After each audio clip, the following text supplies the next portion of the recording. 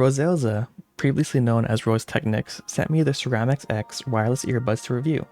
So let's check them out. As always, I'm free to give my full thoughts and opinions on these, and I'm not being paid for this review. The Roseselsa Ceramics X are a set of true wireless earbuds that cost around $45 and feature ANC, wind noise cancelling, transparency mode, and an IPX5 rating for water resistance for active use. There is actually a lot to like about these earphones, and I'll just preface this by saying that for the price at under $50, they do offer quite a lot, and I would probably recommend them. That said, let's just talk about the sound first, since that is usually the weakest point when it comes to budget wireless earbuds like this. The Ceramics X is another set of earbuds that seemed like it's aiming for a more mainstream tuning, but while trying to also come across more clear and detailed sounding than most other popular brands on the market. And in many ways, they do that. Compared to most off-the-shelf earbuds that you might find in stores, they have less mid-bass and more of an upper mids boost, making them sound a lot clearer than something else that you might find in the same price range or even higher. And I myself found I really enjoyed using them a lot throughout the day to listen to music or YouTube videos in the background. But the thing with that is that I almost always listen at lower volume levels when I'm not actively trying to evaluate a pair of headphones or IEMs.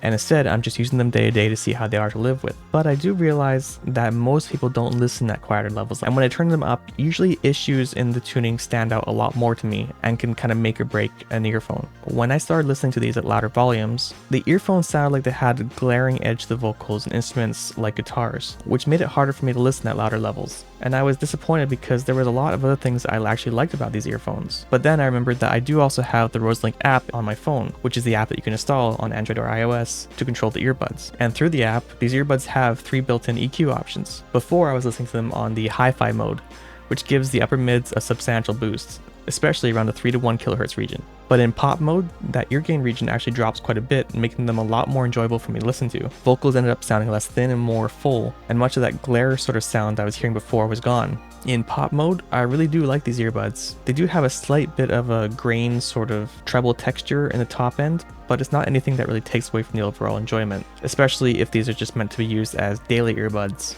rather than critical listening devices. Another area where they do win a lot of points for me might actually be a silly point to put so much value on, but it's just the size of the charging case. The case is a lot smaller than what is typical, and about the same size as the case for the AirPods, which in my opinion is a really good size for just putting them in your pocket. Most other wireless earbuds, especially at cheaper prices, don't often have small cases that fit well in your pocket, so that's something that to me really adds a plus side in terms of actual real-world use value. In terms of features, they feature ANC, transparency mode, and wind noise cancelling. That last one is a bit confusing. The ANC on these work quite well and attenuate a lot of outside noise, but I'm someone who almost never uses ANC because it creates a pressure feeling in my ears that I don't like. But when I turned the ANC mode off, I still felt a similar ANC pressure feeling in my ears. As well, even when ANC mode was off, if there was a loud noise or bang, I would hear a clipping sort of noise as if ANC was on. Well, it turns out that ANC off mode just partially disables ANC, disabling some of the mics for outside noise cancellation, but the microphones inside the actual ear nozzle is still active. Wind noise cancelling is just disabling both the external and internal microphones for ANC, and it's called wind noise cancelling because if there is wind blowing on the earbuds, you don't get that wind sound through the microphones. So in a sense, wind noise cancelling is just the true ANC off mode, so just something to be aware of.